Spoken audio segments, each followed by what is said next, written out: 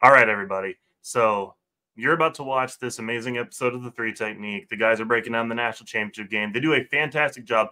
I was not able to be here on this particular recording. So what I'm going to want you guys to do is to wait just a little bit until the predictions part. I have a special message for y'all at the predictions part of the episode. So you can forward that to the very, very end of the episode. Look forward to that. Hang in there for the analysis. It's going to be amazing analysis. The boys did a great job. But wait for me. I got something else to say when it comes time for predictions. Well, we've got one final game here in 2023, the national championship game between the doubted and the despised, and we break it all down right here on the Three Technique. One man. Goodbye. Hello, Heisman. 20, 25, 30, 35, 40, 45, 50, 45. There goes Davis. Oh, my God. Davis is going to run it all the way back. Auburn's going to win the football game. They give it back now to the 30. They're down to the 20. Oh, the band is out on the field. He's going to go into the end zone. Four-man Alabama rush. Got him. No, they didn't. Oh, my gracious. Yep. How about that?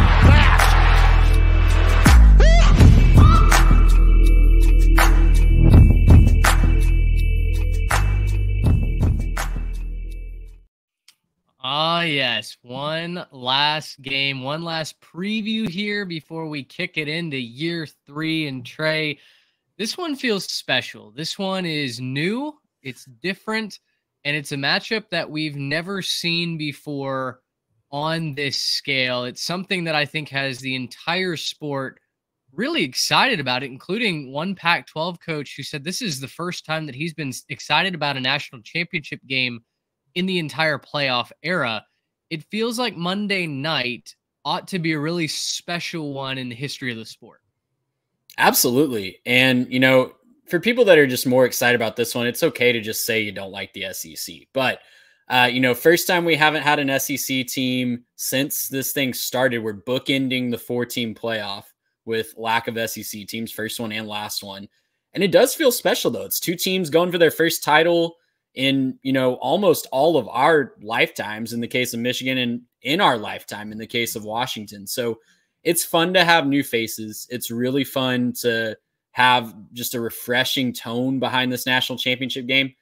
And it's really fun to not have a lead into who's going to win, because I feel like recently, you know, maybe one of the Georgia-Alabama matchups aside, it seems like it's been pretty, you know, lopsided in the spread. It seems like it's been pretty much a given who's going to win.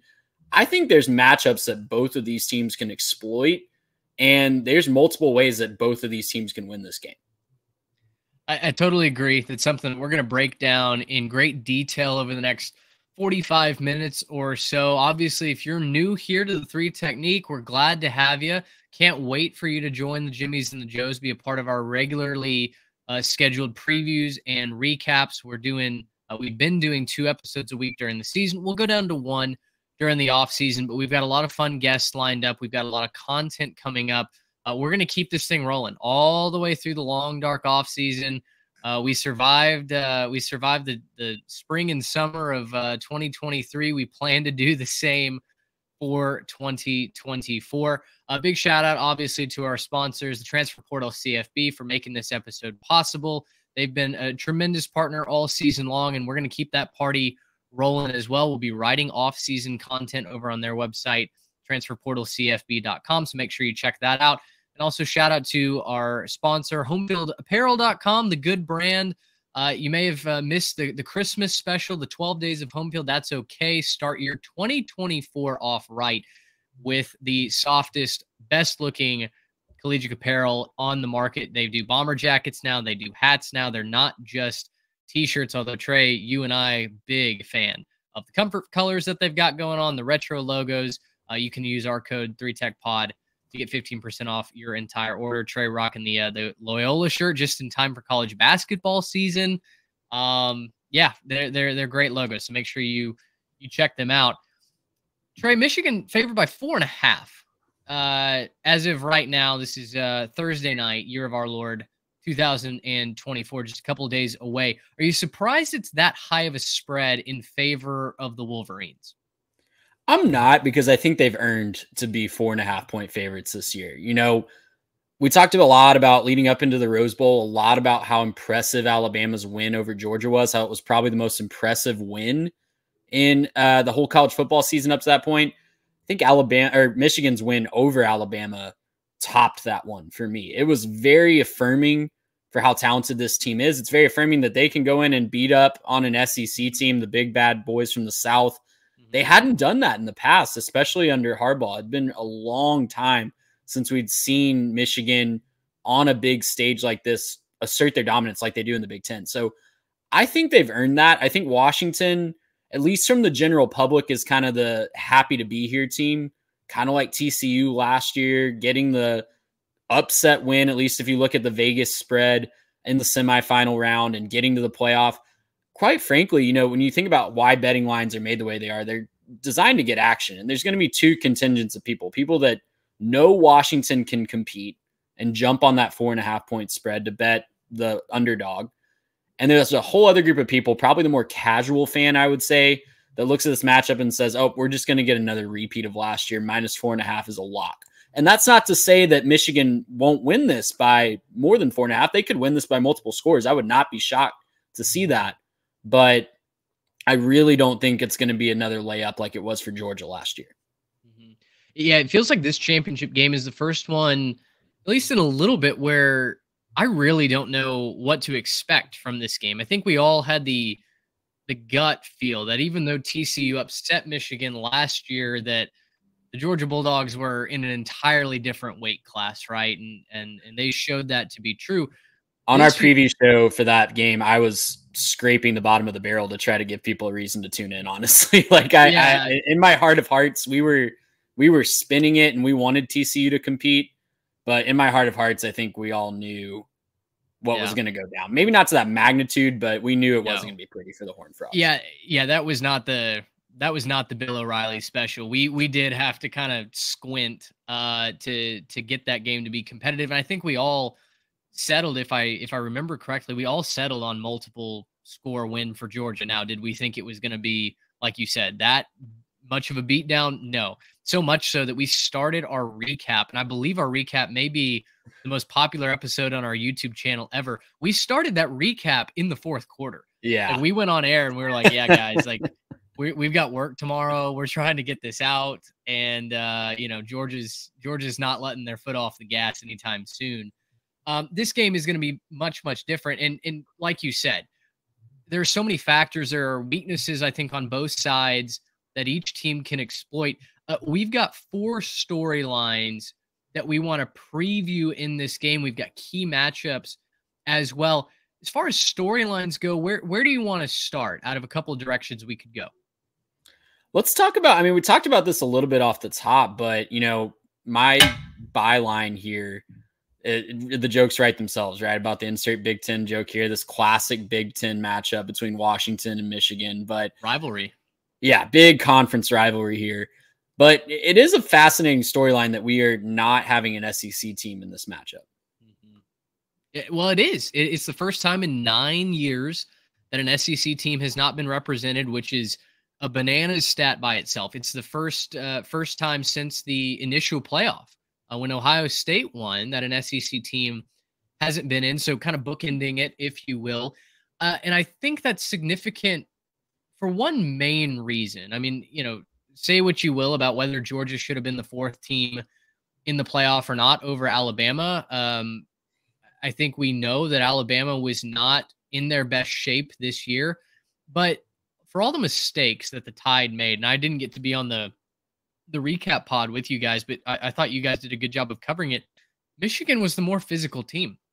The Wolverines were the better team on the field in the Rose Bowl, and that just frankly isn't something that we've really ever been able to say about a Big Ten team beating an SEC team, namely because it just doesn't happen all that often at the highest level. Right. Yeah. And, you know, we see it a lot in the bowl games where there's opt-outs taking place. You know, you build your own narrative about those games. They either matter or they don't, depending on if you win largely. But you're absolutely right. It was Michigan looked like the bully SEC team in that. And usually when we see these matchups, at this point in the season, top dog versus top dog, it's usually the other way around. The SEC team imposes their will, but Michigan, just can't say enough about the job that they did in the Rose Bowl game. Like I said off the top, it's the most impressive win of the entire college football season for me. Not because, I think Alabama's the best team, but just the way that they won that game, the way that they used their physicality and they just inserted their will on Alabama the entire game. It was fascinating to watch, and I just don't think that we've seen a Nick Saban coached Alabama team have that happen to them. So that's really impressive for Jim Harbaugh and company. And I think they're going to have to do it again this week, because what we saw Texas do was try to establish the run and establish the run really well. They were getting 7, 8, 9 yards per carry often in the first half of that game. Then they get down. Their defense gives up a couple scores. They give a couple takeaways, and they go away from the run game. They largely go away from the run game. They put it on the back of Quinn Ewers and his arm, and Washington holds. So Michigan, I don't think, is going to go away from the run game. That really surprised me with Texas, and I don't think we'll see that happen with Michigan. Usually when you see a Steve Sarkisian coach team, they will lean on what's working. They will, to the point of it just being redundant, they will keep running the same plays that are working until you prove they can stop it. And that's what makes him one of the greatest offensive minds in the game. But for whatever reason, they, whether that was a deficit or whether that was feeling like they needed to, pass the ball more, whatever reason that was, they got away from the run game. I don't think we'll see Michigan do that. They will, there won't be an SEC team in this game. There will be an old school SEC style definitely taking place in this game. Yeah, I agree. I think the main reason that I picked Alabama to beat Michigan was I thought they would find a way to control the trenches once again. That's what they did to Georgia, very unexpectedly in my mind. You brought up the speed that the Tide had, and yet that really didn't come to fruition, right? Michigan was the better team in all aspects. We'll talk about a top offense and a top defense here in just a second, but I was pleasantly surprised with the fortitude, I guess I should say, that Michigan played. And you're right. Washington, for all their flaws in the running game, they found a way to win. And, you can have your opinions on both of these teams, but I feel very confident that in a system that may not be geared to give us the best two teams anyway, with the playoff committee and all of their errors, I think we got really, really close to seeing, okay, who really proved it week in, week out on the field. I think it's given us those two teams. They're obviously undefeated, both 14-0. Both reached that 14-0 mark very differently, but at the same time, I feel good about this matchup, and that leads us into storyline number 2. Top offense in Washington, top passing offense, top 10 scoring offense in the country against the top statistical defense in the country in the Michigan Wolverines. We'll break down the X's and O's here in just a minute in the matchups, but from an entertainment standpoint, how excited are you to watch Michael Penix Jr. go up against the nation's best, a secondary that locked down those speedy wide receivers that Alabama threw at him? I couldn't be more excited, because it's a test of the utmost magnitude for both sides. Because you look at the wide receiver core in Washington, I think top to bottom, that wide receiver core is the best in the country. I know there's some fans in Columbus, Ohio that would take umbrage with that, but the results on the field speak for themselves. Like during the Sugar Bowl, you saw it. And I think a lot of the country that maybe wasn't paying attention to Washington or didn't watch as many of their games finally got to see the greatness that Rome Odunze is and why he is probably going to be a top 15 pick in the NFL draft. This is a fantastic test for Rome Odunze, the rest of that Washington receiving core. This is a fantastic test for a lot of the NFL caliber defensive backs that are going to be wearing the maize and blue in this one too. I think, NFL scouts are going to be salivating at that matchup, because you're going to get to see the best of the best on both sides of the ball going up against each other. What more could you want at this stage in the game, right? Like, I can't remember a time that we've gotten this in a national championship game recently. Like the best defensive back unit against what, in my opinion, is the best wide receiver unit in the entire country. That's just a fantastic matchup. And, you know, maybe those two cancel each other out and that ends up not being the deciding factor in this game. But whoever steps up to the occasion, whoever makes the bigger plays at the bigger moments in that matchup, it's probably going to tell you the story of who wins the game. I agree. You know, I all season long, I've brought this up. I took a ton of flack over on Twitter for picking Roma Odunze to be the Biletnikoff Award winner. And listen, did he win it? No. Marvin Harrison Jr. did. I think the voting system for the college football awards is an extremely flawed system, maybe even more so than the playoff committee currently is. That's a different soapbox for a different day. And honestly, it's not a unique opinion. Look around the college football landscape. I don't think anybody actually believes that the folks that have those votes are plugged in with the game. They're all old beat writers from days gone by that frankly do not watch the game. And so brand awareness and the logo on the front of the jersey certainly comes in. All of that to say, Odunze had an incredible season. He had 87 catches, 1,553 yards.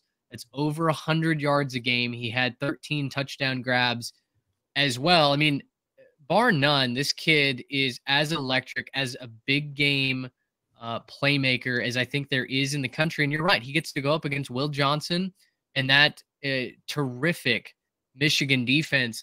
Like that one Pac-12 coach said that I led off the show with, this is the most excited that he and I think collectively we have been for a national title game in quite some time. Tell me about the legacy defining nature of this game. For our third storyline, we look at the coaches. Jim Harbaugh versus Kalen DeBoer, one the much maligned son of Michigan, the other a little bit of an unsung hero, at least in recent years, former offensive coordinator at Indiana, had his moment in the sunshine at Fresno State, and then comes to Washington and has very quickly taken a 4-8 program and turned them into an undefeated conference champion, playing for much higher stakes. For Harbaugh, with all the rumors that we continue to talk about, the NFL, the distractions, the off-the-field stuff, this feels like his one moment to prove for maybe the rest of time, if he rides off into the sunset and takes another job after this, that he is an elite college football coach, that he can get it done. On the other side, it's a real chance for DeBoer to maybe have a statue built in his honor while he's still on campus. Yeah, it just a fascinating coaching matchup to be sure. And, you know, I can already hear some of the fan bases around the country saying, well, but when this gets taken away by the NCAA, then that's going to hurt Harbaugh's legacy. Even if they wouldn't stop, just stop. Like it's not going to hurt his legacy. Like you don't hear people, you know, complain. Gene Chizik still has a national championship ring last I checked. True. And even with all the drama that was happening with Cam Newton that year. So, doesn't have a job though. He does not. Well, he works at ESPN, man. Doesn't he like gets to talk in the halftime shows sometimes? He just got fired from North Carolina. Oh goodness. Okay. Well, he might be back in the studio really quickly then. I forgot he had taken the North Carolina job. That's hilarious. But listen, you know, this is a huge game for Jim Harbaugh. And I think he wants this, you know, more than anyone else on this planet. He wants to prove the doubters wrong. He wants to have this season that's been, you know, just a big egg on the face of the Michigan program. Every time that's come out or something's come out or some scandal or some, you know, anything has happened on the field, they've kind of shut the doubters up or shut the naysayers up if you're a follower of College Game Day and Jalen Milroe. But yeah, don't want to get sidetracked on that. But I think this is a huge game for him. He wants this more than anybody else on this planet. And that's going to be a big factor into this game. Whether or not you think he's going to take an NFL job in a couple weeks, I don't think that really, I really don't think that's on the forefront of his mind. He wants to win this game for his alma mater, for his own legacy, and quite frankly, for the guys in that locker room who have been through a lot of drama and a lot of just ups and downs this year. Like I can't imagine the coaching job that's happened to keep that locker room together. I know the jokes write themselves about the t-shirts and the free Jim Harbaugh, even though he accepted the suspension and all that. Like that's hilarious to joke about, but that is a tumultuous time to go through as a locker room. And I think he's handled that, you know, a lot of it's his own cause, right? A lot of it is his own doing, but he's handled that really well, and he's kept the team focused on the task at hand. He wants that. On the other side with DeBoer, man, I've heard a lot of other people in the college football space joke about how, like, maybe even in Seattle, if he was in a bar, he could just, you know, unassumingly drink his beer and not have anybody bother him, because how many people actually know what he looks like, because he's just such a new face to the game. But this dude has won everywhere he has been. He was a key to an electric offense at Indiana. He won well with Jake Haener at Fresno State. He won in the NAIA. He won at division and in the lower divisions. Dude's just a winner. It doesn't matter what level you're on. If you can coach, you can coach. And he's proving that this year. Clearly one of the rising stars in the profession. I think he's done enough. Like, one of my biggest things on these newcomers in the coaching circle is don't jump on the bandwagon too quickly. Yeah. If you're on the Kalen DeBoer bandwagon, you're not on there too quickly, because he has proven time and time again, level after level, the man knows what he's doing. He knows how to coach. Like, he is truly one of the next great rising stars in college football, whether that's at Washington or another program, I don't know, but he is going to be a surefire star in the coaching ranks, win or lose on Monday. Yeah, you bring up a good point, right? It's not like he is, you know, a young up and coming coordinator that just kind of stumbled into this success, maybe like a Lincoln Riley did. He's won at the lower levels, and he's won national championships. He did it the hard way. He did not get the, you know, no one can tell him that he was born on third base and thinks he hit a triple. He did it the hard way, grinded for, you know, decades to work his way up, and now he's seen the fruits of that. Totally agree. I joked off the top that, you know, we've had Catholics versus convicts, right, in the past. Everyone loves to come up with a funny acronym.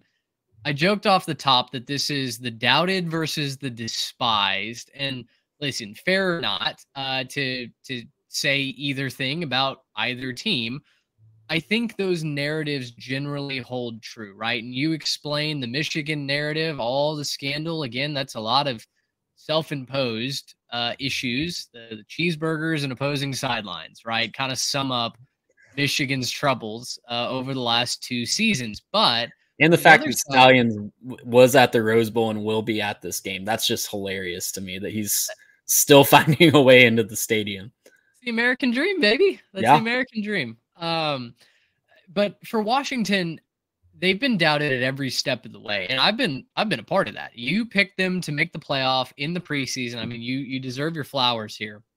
And well before any of us, I feel like, whether it be myself, Garrett, any of the hosts or guests that we've had on the show, you identified them as, hey, I think this team could be legit. I think they could find their way to compete for a national championship game. And I think the area that I kept getting caught up with was the defense, right? Oh, well, they have an electric offense, but they might be the best half team in all of NCAA history, right? Their defense is extremely opportunistic. They give the bend don't break moniker its definition, right? They're going to give up a ton of yards, but then they're going to find a way to turn you over in the red zone.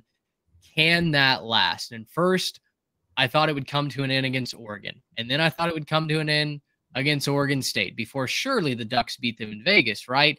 And then finally, I gave the Longhorns the edge to over them in the Sugar Bowl. It's just one of those things where I look myself in the mirror and I go, okay, how many excuses are you going to come up with before you just pick the Washington Huskies to win the national championship game? For as much as Michigan has said, oh, this hate fuels us, right? It's Michigan versus everyone. Do you think there's an element of being doubted that Washington has been able to harness this year?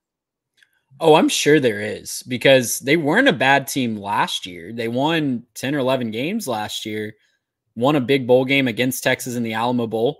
And they came into the year with, you know, one of the most electric quarterbacks in the country, definitely one of the most electric quarterback wide receiver combos in the country. And they knew that, but not a lot of people outside of Seattle were giving them credit for that, even after they displayed it the year before. But the thing about Washington is the thing that I think I love the most about it is they probably are using that as motivation. They probably are using the doubt as motivation, but you would never know it. Like, they just kind of quietly have gone about their business. They've gone about their deal. They played a lot of close games. They are battle tested from one of the toughest conferences in the country this year. The Pac-12, top to bottom, was maybe better than the Big Ten this year, top to bottom. I don't think that that's taking too far of a stretch to say, but you would never know. They don't wear that on their sleeves, right? They are definitely probably being motivated by that, but they don't wear that on their sleeves. They don't, it's kind of annoying sometimes when teams say, we're motivated by being doubted. When Kirby Smart says, everyone thought we would go 7-5. Like, no, they didn't. Shut up. Washington has used that as motivation. It's carried them through the season, and they're battle tested. Like, you don't just win 8 or 9 straight 10-point games by 10 points or less by accident. That's culture. That's a winning foundation that they have up there in Seattle.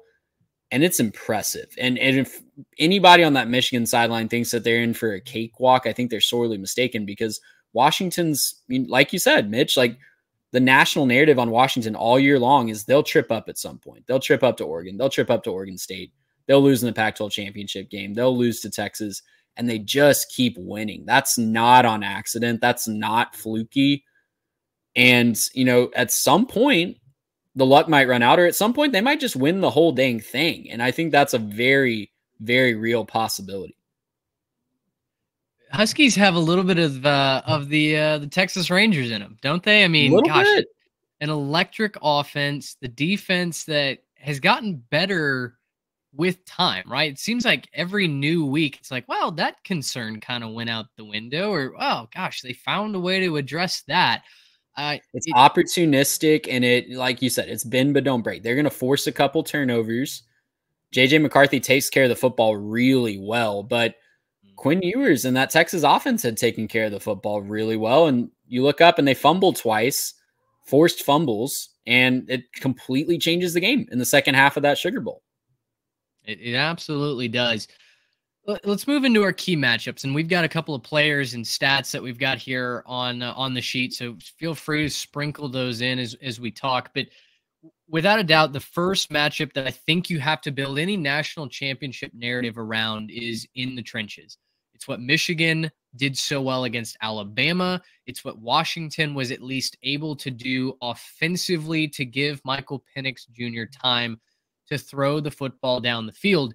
Trey, to me, I'm looking at a front four for Michigan that sacked Jalen Milroe 6 times in the Rose Bowl, including 5 times in the first half. They have a forced fumble that becomes points on the other end for the Wolverines, but they're going up against the best offensive line in the country, the Joe Moore award-winning offensive line.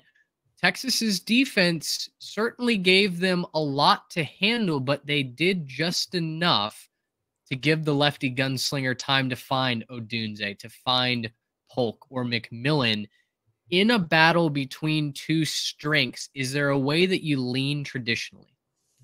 Well, I lean towards the offensive line. At least, I don't know that I have one that I lean traditionally, but Washington showed me enough last week to say that they can hold their own against anybody. That pass rush of Texas is ferocious, and they held their own. Michael Penix had to scramble a little bit, but they gave up 0 sacks in that entire game.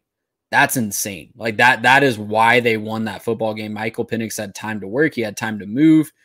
He was not, he was pressured, but he was not, I don't even know if he was knocked down, honestly, Mitch. Like, if he got out of the pocket one time in like a fluke situation, but I'm struggling to remember them even getting to him to knock him down. And that's not a story that we've been able to tell about Alabama. Yeah, Michigan had a fantastic game up front, but that Alabama offensive line couldn't even snap the ball at points in that game. And it's just, it's going to be a fascinating matchup to watch. Michigan's defensive line, they're not nobodies. Like we talked about in the lead up to the Rose Bowl. They're not the, they're not the Michigan defensive line of a couple years ago with Aiden Hutchinson, but they've got talented dudes up there that will be playing on Sundays. Washington has talented dudes on the front line too that are going to be playing on Sundays. I lean the Huskies in this one based on what I saw in the Sugar Bowl. I think they've proven themselves. They can handle that pressure, and it's not going to come as easily as it did for Michigan as it did in the Rose Bowl. Yeah, I mean, I'll pretty much echo that. I don't know if I'm going to lean one way or the other. I think this is two incredible strengths that folks may miss in the battle of the air raid versus that secondary. Corum on the other side running the ball for Michigan, seeing what the Wolverines can do offensively. But I really think the big uglies up front. You watch how Michigan stunts, how Washington's offensive line pulls and passes off assignments.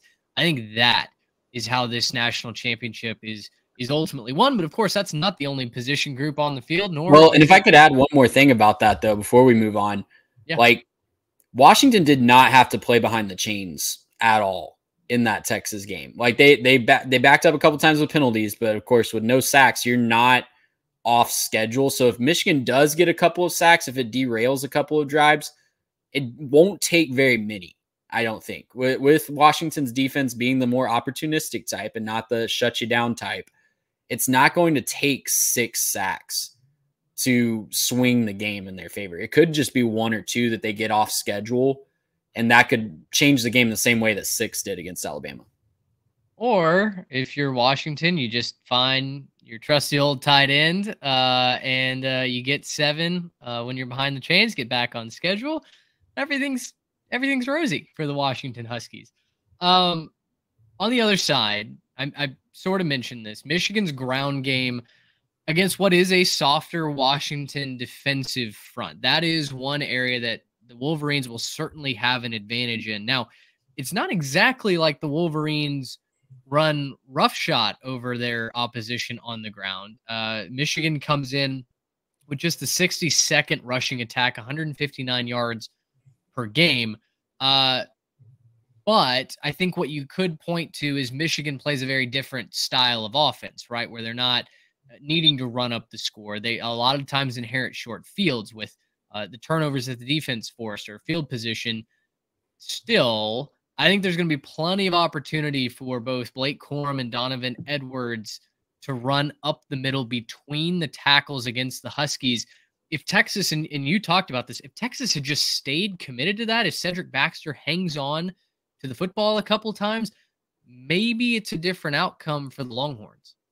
Yeah, absolutely. And they got away from that run game. They leaned more on the passing game. It wasn't working because that, despite what the numbers say, it's more of the strength for the Washington defense is that pass defense. The combination of their pass rush and their corners, Muhammad in particular, that's the strength of the Washington defense. And running right up the middle, like you said, is a soft spot that Texas exploited really, really well. And other teams throughout the year exploited it as well. Like Oregon in that first matchup exploited that really well.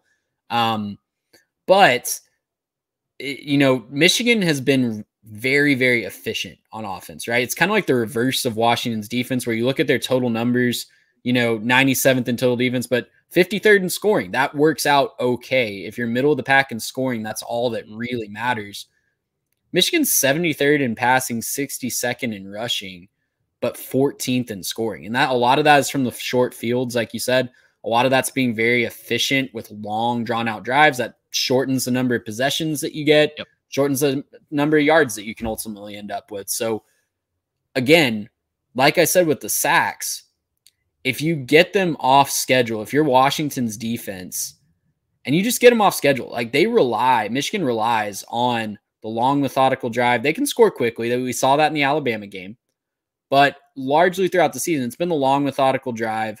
It's been the slow, crock-potting style of game where they just kind of slowly choke their opponent to death. If you get them off schedule, if you force them to punt a few times, like Alabama did, it can all of a sudden throw off the rhythm of that offense and, make it a whole nother game. If Washington's able to come out and get a couple stops to start this game and their defense or their offense goes down and scores a couple touchdowns, I don't know that Michigan's built to necessarily come back from a multiple score deficit. We just haven't seen them have to do that very often in the last couple of years. But when they do get down early, I'm thinking about the playoff game last year, semifinal the year before that.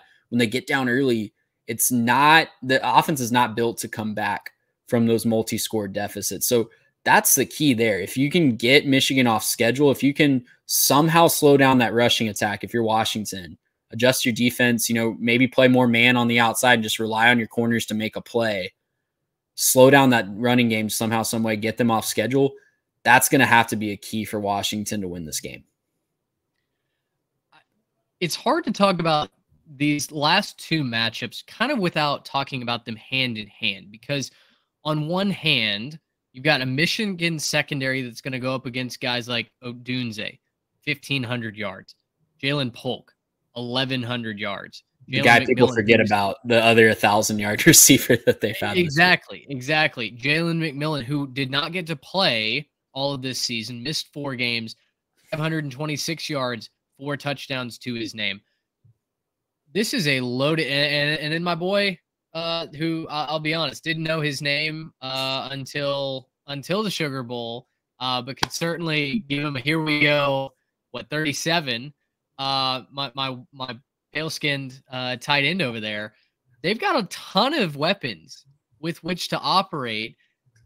Michigan's defense, which for 16 interceptions this season, right? One of the top marks in the entire country. Sandra Still, Will Johnson, Rod Moore, those guys that have become household names defensively for Michigan. I'll say this is without a doubt their biggest test in my mind. And that includes playing against Ohio State and Maserati Marv. I don't think those offenses are comparable.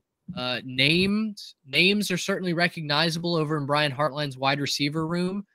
But to me, the on-field production, the results are over in Seattle, Washington.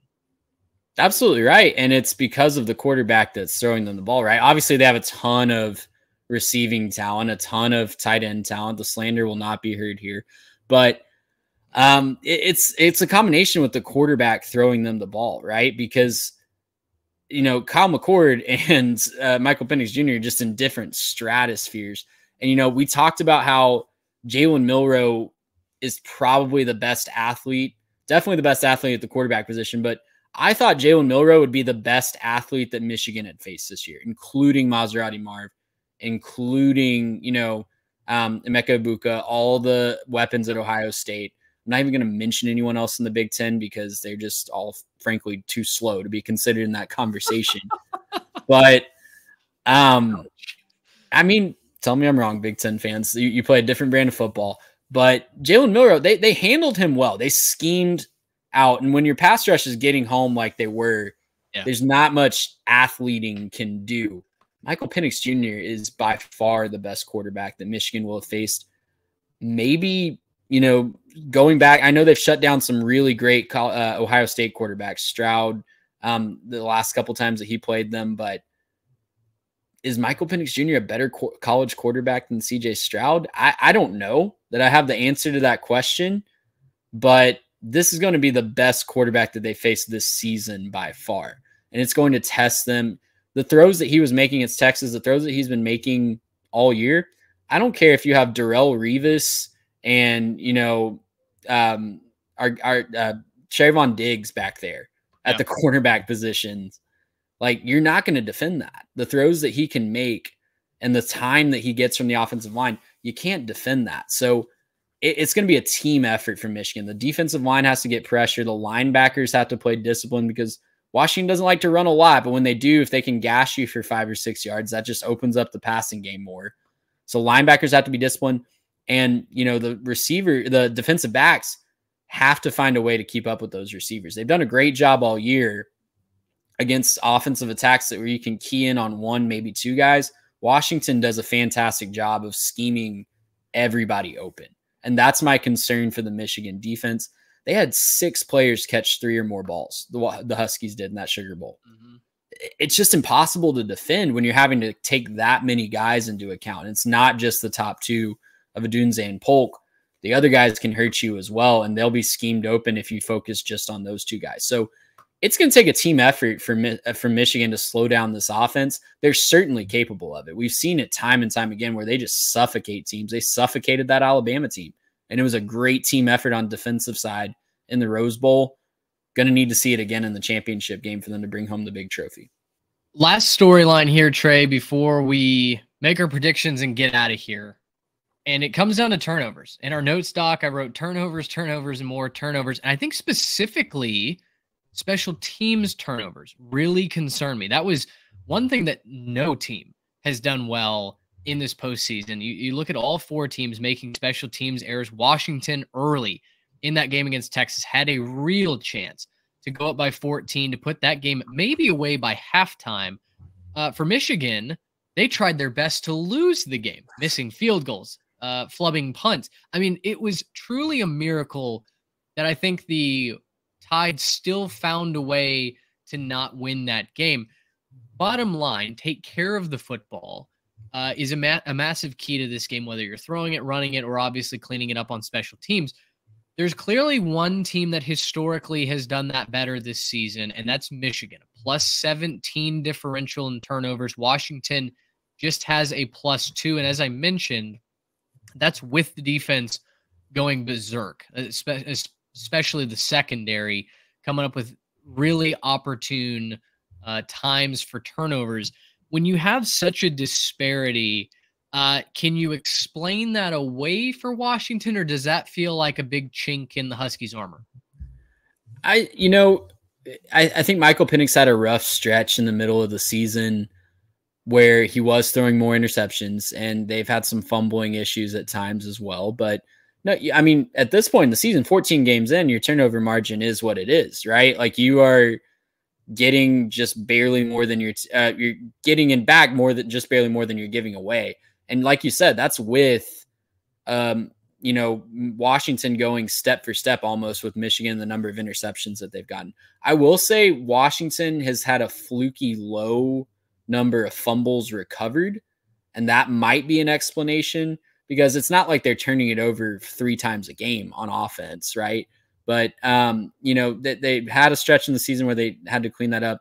Obviously, they took care of the football really well outside of the muff punt in the Sugar Bowl, and that's going to be a key. Michigan, like we said earlier, thrives off of the short field. They thrive off of their defense setting up their offense, whether that be pinning the other opponent back and getting a short field after the punt, or just taking the ball away from the other team and starting in positive territory. Washington can't do that if they want to win this game, especially when Michigan has the talent advantage at so many positions and in so many matchups.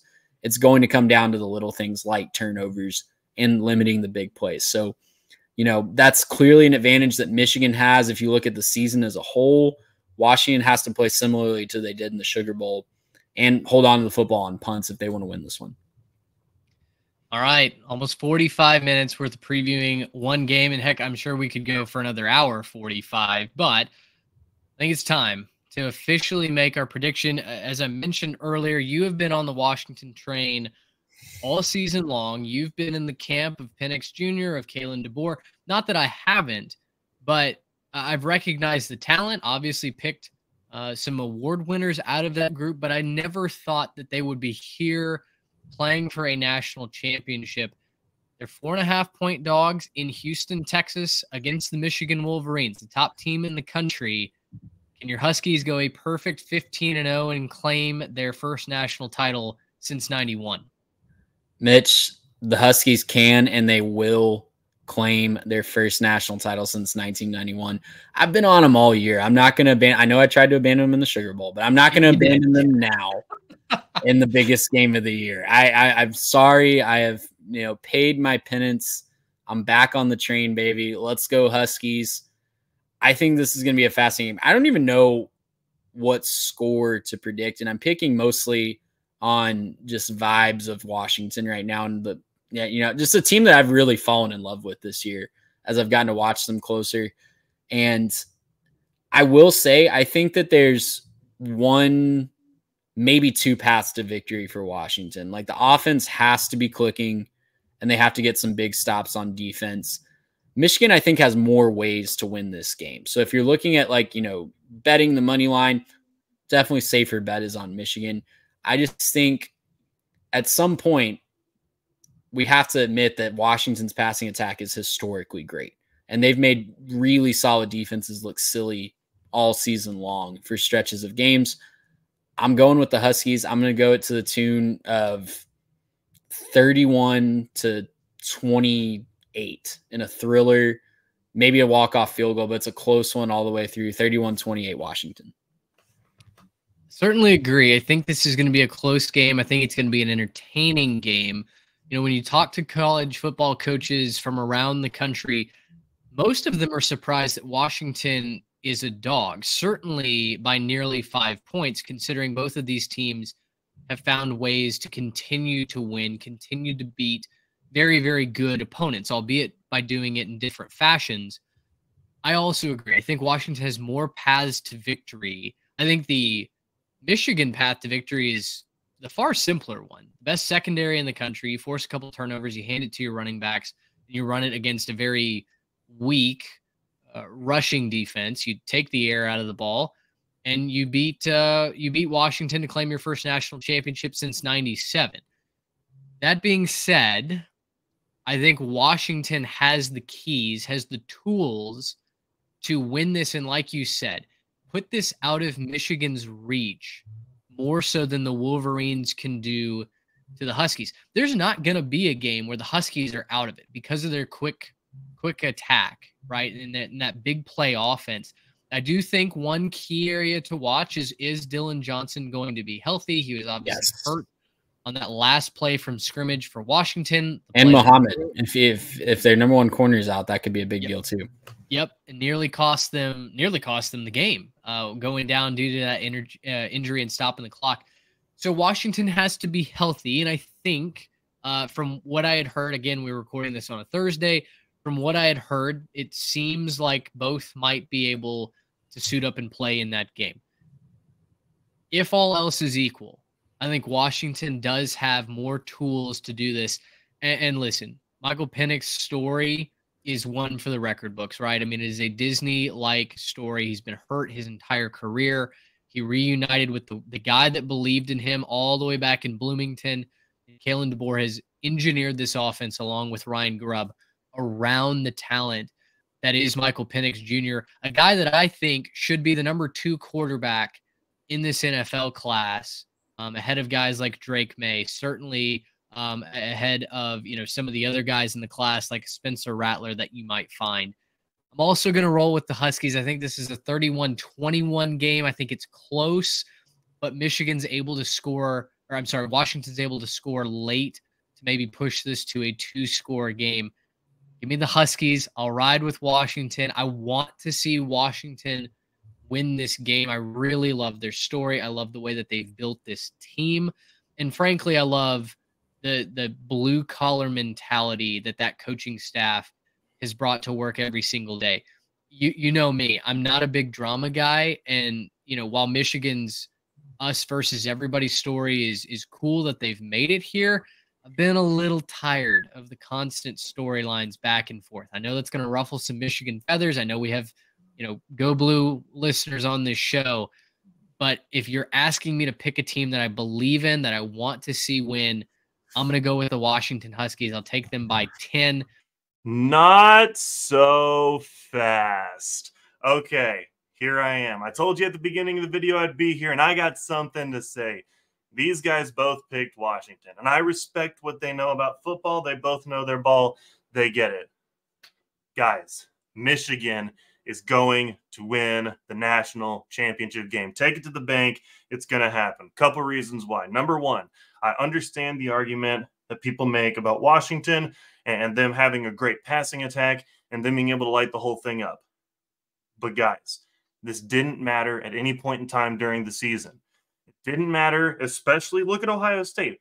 They played Ohio State, and Ohio State had a litany of great receivers. This did not make a difference. There are some guys on that back end that know what they're doing. They are extremely talented on that back end in coverage, and they are going to do a fantastic job in coverage against those receivers. Yes, Washington will get theirs. They will move the ball. But if you watch the way they played in that Rose Bowl, they took away Bama's pass attack completely. There was nothing downfield for Milroe. There wasn't anything downfield for anyone to look at. And so for me, when I look at this, I think that this is the first place where I'd be a little bit cautious in picking Washington here. Second thing, with these high-octane offenses like what Washington runs, rhythm is important. Being able to be on the field, Getting a rhythm with your guys, it's very important. We've seen sometimes Washington kind of fall apart from that when the other team is able to kind of control the ball. What does Michigan do? I've said this time in and time out on this podcast all year. They lean on you. They run the football. They just kind of wear you down as time goes along. We all saw the Rose Bowl. We all saw what happened there. If it weren't for a couple of mistakes that Michigan had made, they would have won that game by a lot more than just the touchdown in overtime. And even as it was, I still felt like Michigan looked like the better team across the entire way in that game. So when you ask me, how does this game break down? J.J. McCarthy, he's got experience in the playoffs. He's been there before. Obviously, he didn't win his last couple, but he sure figured something out, kept his composure, and looked cool and collected in the Rose Bowl.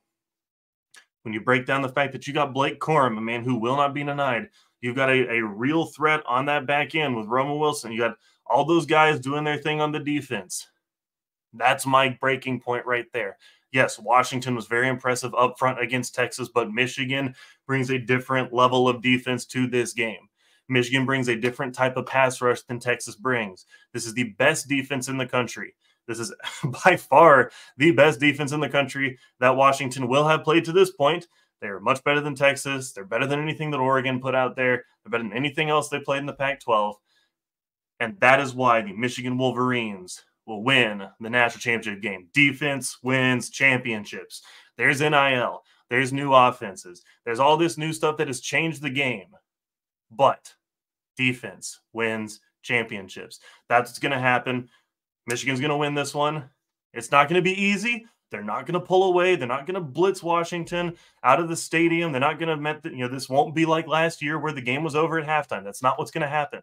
But what I can almost guarantee you, take it to the bank, is that Michigan's defense is going to clamp down on Washington to a certain degree. They're going to hold them down, and Washington will run out of magic finally in this last game of the season, because Michigan is the best team in the country, and they will continue to prove that in the national championship game. I put myself out here all year. Keeper of the hot takes. Look down here, okay? This is what I do. I put myself out there. A lot of people think Washington's kind of the sexy pick right now. I'm going to roll with Michigan. I'm going to roll with the Wolverines. Hail to the victors. I couldn't let those guys just sit there and pick Washington the whole way. This is what happens when you control the edit. You get to control what goes up on the screen. So you'll see them finish the podcast. They do mention the fact that I was going to take Michigan. I'm not going to take them by as much as they think so. I'm going to pick Michigan to win this game in the range of 27 to 24, 21. I think that, Washington will get 24, 21 points, but I'm going to take Michigan to score their 27, maybe even sneak up to 30. And they're going to win this game. I'll go 27-23. How about that? 27-23, your final score from Houston, Texas. Hail to the victors. Play the fight song. Let's go Wolverines. Had to do it. I had to do it to them. All right, back to the guys. Trey, I'm excited. I'm excited, man. Like we said, no SEC team in here. Whatever your opinion on the SEC is, I think we can all agree that we were maybe a little tired of the same song, different verse, whether it was Alabama or LSU or Georgia. It's nice to have fresh blood in this game. It's nice to see that other programs can develop to an elite level outside of the southeastern part of the country. It gives us a ton of hope, man, heading into the 12-team playoff, in my opinion, that, you get hot like a Washington team. You can have a quick turnaround. You can have a quick rebuild. I think that's a great example of how the transfer portal plus the right high school recruits has been used under a great coaching staff to build a winning program. Absolutely. And I'll just say one more thing before anyone can accuses us of being a Washington podcast. Garrett's not here to give his prediction. I'll just say it for him. Michigan by 40. That would be his prediction here. Our biggest Big Blue supporter on the show couldn't make it tonight, but doing him a solid to get his prediction in there. Michigan, he'll take Michigan by 30 or 40. Hey, we love it. He's been right so far. Right? He has. He has been locked in on the Michigan narrative. So yep. I would trust him, honestly, on anything Michigan related at this point. I would. There's only one of us on the show that got both the semifinals right, and it's neither of us in the podcast right now. I'll say that much. We will be doing a live stream after the national championship game, very similar to how we did last year. Hopefully we get to wait until the clock hits 000. But we will be live on our YouTube channel at 3Tech Pod. You can find us on social media as well. Same handle at 3Tech Pod. Give us a follow. We'd love to have you be a part of the Jimmies and the Joes. And as I said off the top, content does not stop because the national championship is over. We'll go to 1 episode a week, but we'll have plenty of video content rolling out on Twitter, X, Instagram, and on YouTube as well. For Garrett Turney, for Trey Reeves, I'm Mitch Mason. We're excited to watch this national championship with you. And until next time, so long, everybody. Gracious him. How about that?